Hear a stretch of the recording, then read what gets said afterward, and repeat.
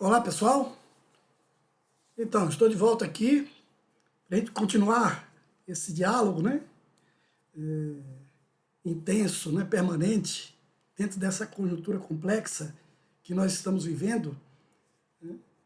E depois de uma manifestação, de várias manifestações bastante representativas, né?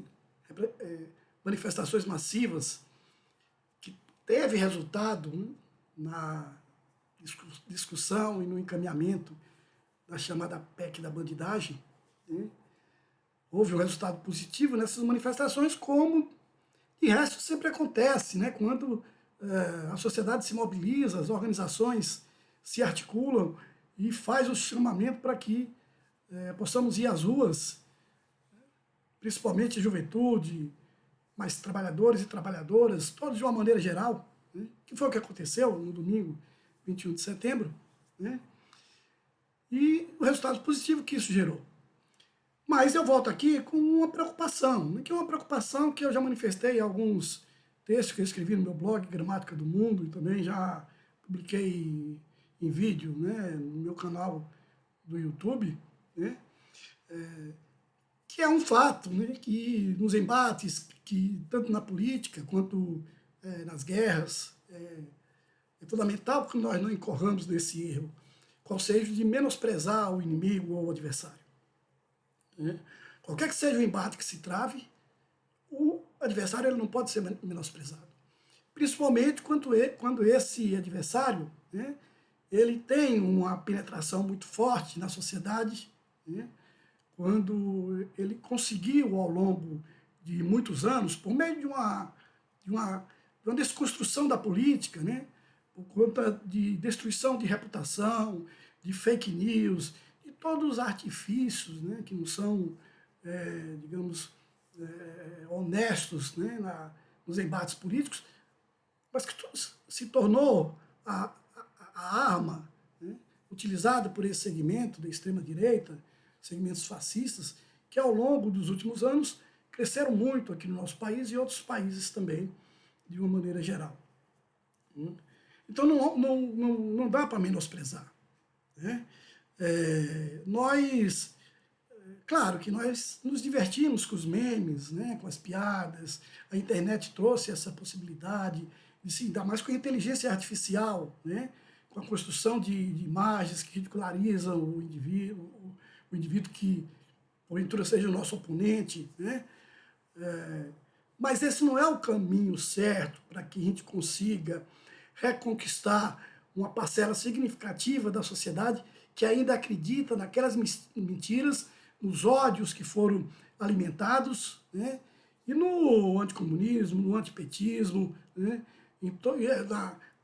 Na chamada guerra cultural, né? Com uma tentativa de, por meio dos costumes, do tradicionalismo, atrair boa parte dessa sociedade, e que de fato ela foi atraída. Nós precisamos exatamente recompor as forças progressistas, mas ao mesmo tempo trazer para a racionalidade, né, essa camada da sociedade que ainda está sendo dominada por esses sentimentos que foram construídos ao longo desses anos de aversão à política, de ódio, né, e de uma série de outras situações. E como é que nós fazemos isso? Nós fazemos isso pela política, é pela capacidade de conseguir estabelecer canais de comunicação confiáveis do ponto de vista da interlocução, mas que aquelas ideias que nós defendamos, ideias progressistas, né, ideais socialistas, mas também ideias que prezem pela empatia, pelo sentimento de comunhão. Né? Como é que nós fazemos isso?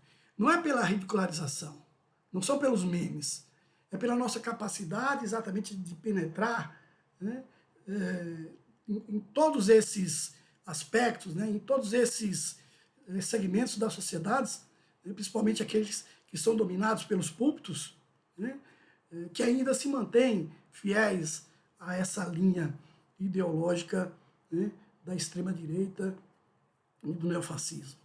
Né. E não podemos também menosprezar alguns indivíduos. Vejam, eu quero fazer aqui, em pouco tempo, vou tentar fazer isso aqui em pouco tempo, né? Um comparativo entre a situação que estava antes dessas condenações, né? E essa situação agora, nesse momento, do ponto de vista do interesse do objetivo dessa extrema-direita. Né? Então, com a condenação do Bolsonaro, perde força ele próprio, enquanto esse articulador desses segmentos, né? E também o seu, aquele indivíduo, né, que lhe inspirava politicamente e ideologicamente, né, que era exatamente Silas Malafaia, né, a eminência parda por trás do Bolsonaro. Né? Por isso o embate com o Eduardo Bolsonaro. Né? O Malafaia, ele me lembra, mais ou menos, guardando-se as devidas proporções, né, o Rasputin. Né? Lá na última geração dos czares, a influência que ele teve por conta de um problema de saúde, daquele que seria o herdeiro do último czar, né? Mas por um problema de saúde, né? Era hemofílico. Por meio da espiritualidade, da influência do Rasputin, a política foi conduzida exatamente pelas orientações que era dada por aquele indivíduo. E ele se tornou essa forte eminência parda que foi responsável, inclusive, além do autoritarismo daquele período político, para exatamente destruir toda aquela onda que o czarismo havia consolidado. E foi destruído exatamente por um processo revolucionário. Né? Então, Malafaia é o Rasputin, ou era o Rasputin do bolsonarismo. Agora a situação ela muda. Tá? O que nós temos agora é uma elevação a um patamar superior em termos de embate político-ideológico e de confrontamento, não só com as forças políticas progressistas, mas também com as instituições democráticas e judiciais, que é o Eduardo Bolsonaro. E aí Eduardo Bolsonaro tem atrás de si outra eminência parda muito forte, que é o Steve Bannon. Tá? Então, esse personagem, o Eduardo Bolsonaro, ele não pode ser menosprezado, porque ele tem uma capacidade intuitiva e uma inteligência maior do que o pai. Né? E ele seguia por elementos ideológicos, né, fortalecido ao longo desses anos com a relação que ele estabeleceu com o Steve Bannon, que o colocou, inclusive, como representante da Internacional da Extrema-Direita na América Latina.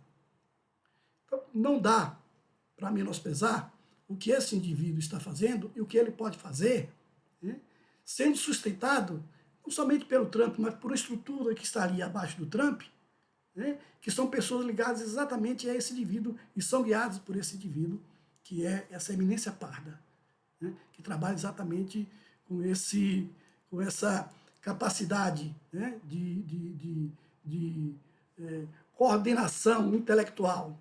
Né? Sim, intelectual. Também não vamos menosprezar. Imaginar que essas pessoas não têm uma capacidade intelectual e uma inteligência que lhes possibilite estabelecer determinadas diretivas, né, do ponto de vista daquilo que lhes interessa. Né? Não dá para menosprezar. Como o Olavo de Carvalho foi menosprezado, mas ele foi também, né, enquanto vivo, o guru e um dos responsáveis pela essa seção da extrema-direita em diversas partes do mundo, principalmente nos Estados Unidos e no Brasil. Né? Então, esse não é o momento de imaginar que o 21 de setembro soterrou as ilusões de retorno ao poder desses setores. Não é. E não vai ser por memes, né, e somente por redes sociais que nós vamos conseguir consolidar, né, aquilo que foi conquistado a partir do 21 de setembro e do que deve necessariamente ser conquistado a partir de próximas manifestações que venham a ocorrer e que devam acontecer. Tá? Então, é uma preocupação. Eu espero que eu tenha sido entendido. Ultrapassei aqui até o tempo que eu imaginava conversar aqui nesse vídeo, né? Mas espero que ele possa servir para que chegue aqueles que são responsáveis pela organização na sociedade, por meio de instituições, por meio de sindicatos, de organizações sociais, né, de associações, mas também por meio dos partidos políticos progressistas. Né? Não dá para cair no mesmo campo da maneira como a extrema-direita fez sua luta ao longo desses anos, da discussão da política, da idiotização, dos memes, né, da ridicularização e da desconstrução de imagens.